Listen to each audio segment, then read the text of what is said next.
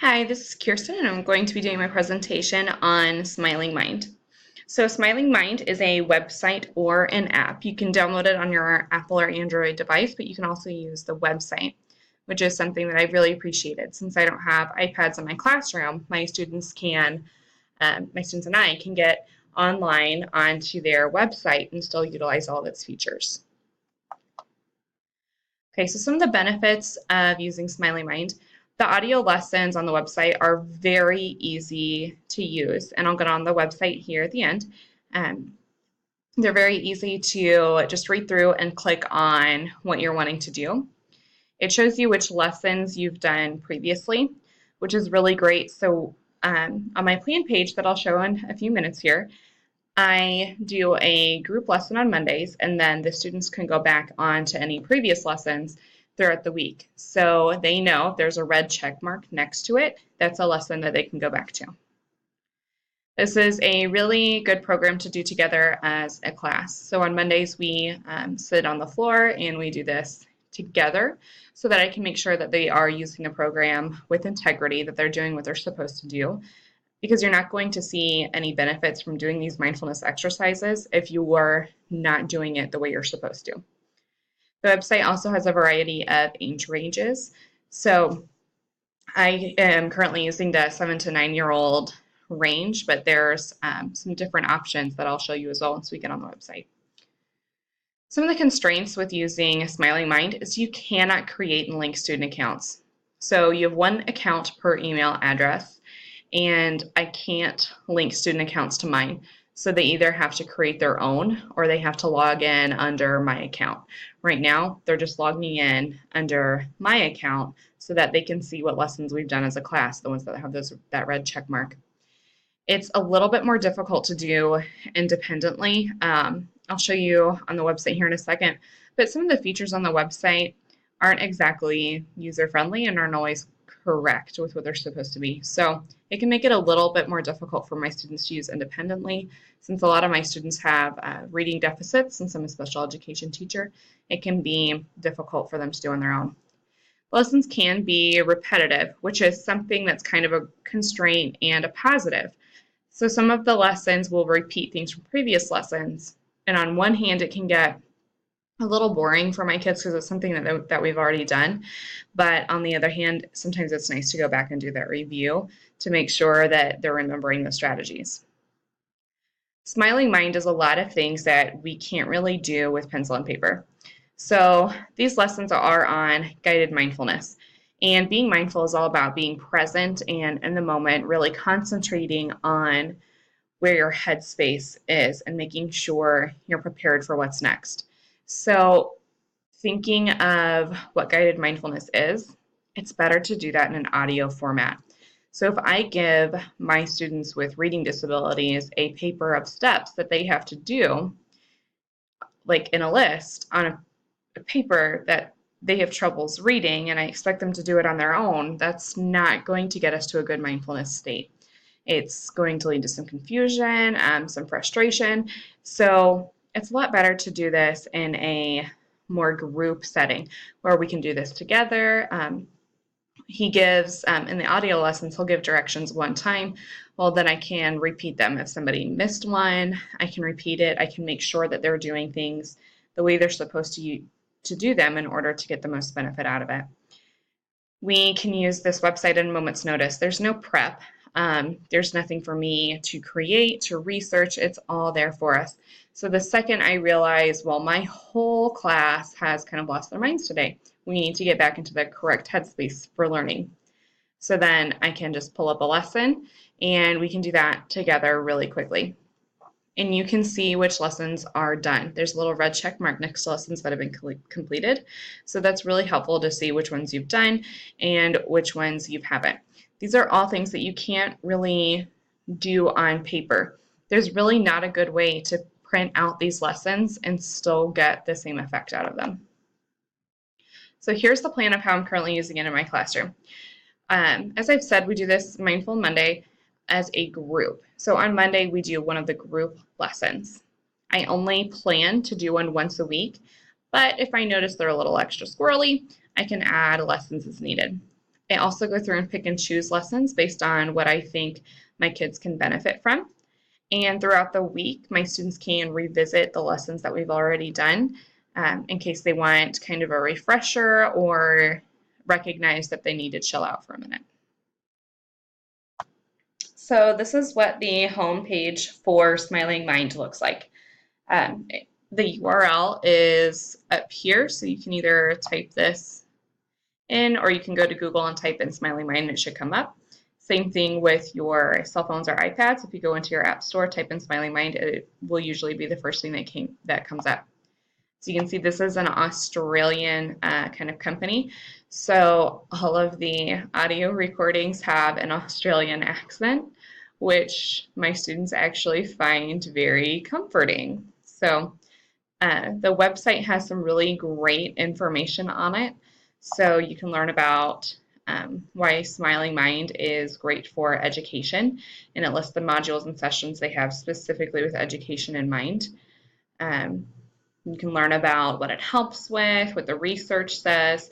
They did a great study on the effects of using Smiling Mind. It's been a really great thing that we've had in our classroom. It shows the different age ranges that they support. Unfortunately, it doesn't go below 7 years old. However, the 7 to 9 age range, I think, could go lower. Okay, you can also learn about the app and how you can use it on your phone. And if you look here at that dashboard, as soon as I sign in, you're going to see that my dashboard is incredibly similar. So I'm going to go into this login sign up. And since I already have an account, it's going to open up my existing account. However, it's really easy to sign up. You just need name, email, and create a password. So here you can see what we did this week. So this week I've done 3 sessions and it has totaled 21 minutes and 42 seconds. And I have a streak of 1 day. So if I did Monday, Tuesday, and Wednesday, I would have a 3-day streak. But since I did it a little sporadically here, I only have a 1 day. Okay, these are 2 sessions that I did on Monday. And then you can see here on Sunday, this was me practicing what I was going to say. This blue line indicates kind of where our mood was at, which I will show you what that means in here in just a second. Down here, these are some of the features that I mentioned don't really work very well. So this was the last session I did. This is the session I did here on Sunday to kind of practice. And it's saying that this is the next session that should be coming up. But if you notice, this was lesson 105, and this says lesson 101, which should be 106. I'm going to go under my programs and show you the specific lessons I usually pick from. So I do the 7 to 9-year-old program, and oops, sorry about that. And these are all the different lessons you can pick from. So these are the modules, and each module has a couple of activities underneath it. Some of them are just guided meditations, and some of them are activities that you lead your class in. I'm just going to kind of scroll through and let you see the different options that we have. So the red check marks are what we've actually done in my class, and I kind of pick and choose which ones I think my students would get the most benefit from. I haven't done a whole lot with these activities yet.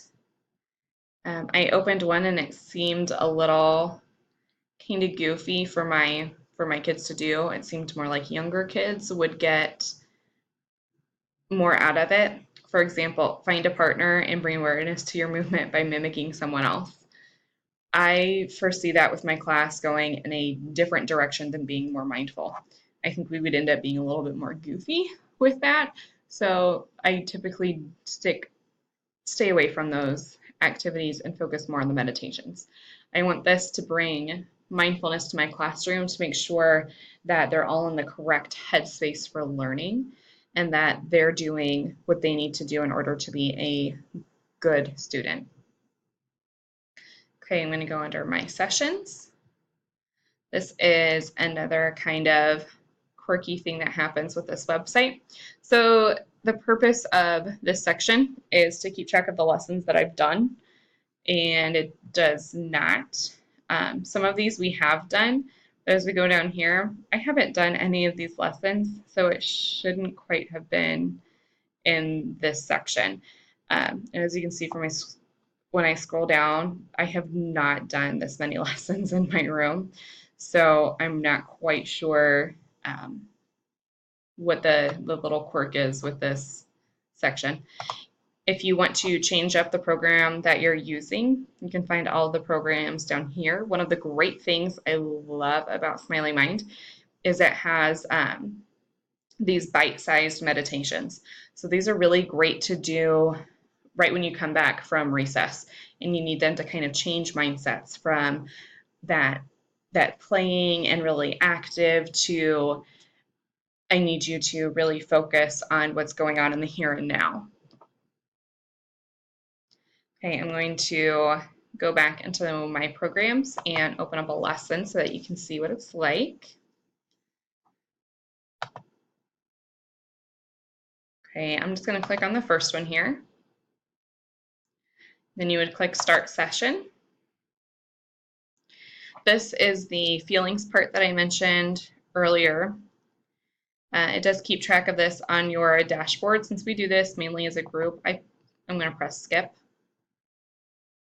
Okay, and then when you are ready, you just press play.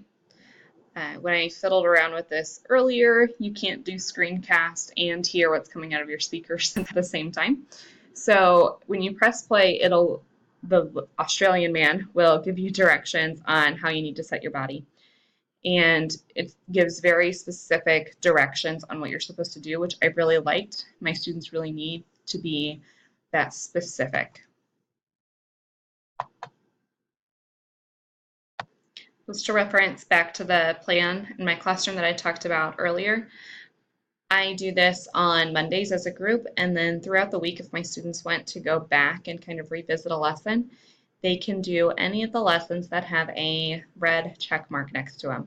So those are ones that I already know and understand the content, so I can reference back to it throughout the week. I don't really want them doing a new lesson because I can't refer back to it. If they do this exploring tastes thing, well, nobody else in the class has done it, so I can't really help them utilize that strategy as a tool in my classroom. On the other flip side of that, on the bubble journey, I can tell them to use their bubble strategy if I notice that they're having some difficulty. Overall, I've really liked the actual audio recordings from this website. The website setup itself, I haven't been a huge fan of, but the content is great. And it's definitely something I would not be able to do on pencil and paper and still get the same results. This is much more relaxing since there's nothing my kids have to read or write about or comprehend. They just have to listen to it. The voices are very soothing. It's different from my own voice, which I'm sure they appreciate. It's something they can do as a group. It's something they can do review independently. It's really kind of opened up our classroom to being able to be more mindful and present when I'm teaching. Unfortunately, with what I do in my classroom, I am trying to take that kind of guide on the side sort of model, but since we're in special education, I still do have to do a lot of direct instruction on different strategies to use for reading and math. So I think they really appreciate having another voice to listen to. And these are strategies that they can use at any time, at any place, throughout their classrooms. It's been a really great way to make sure that we're in the right headspace for learning.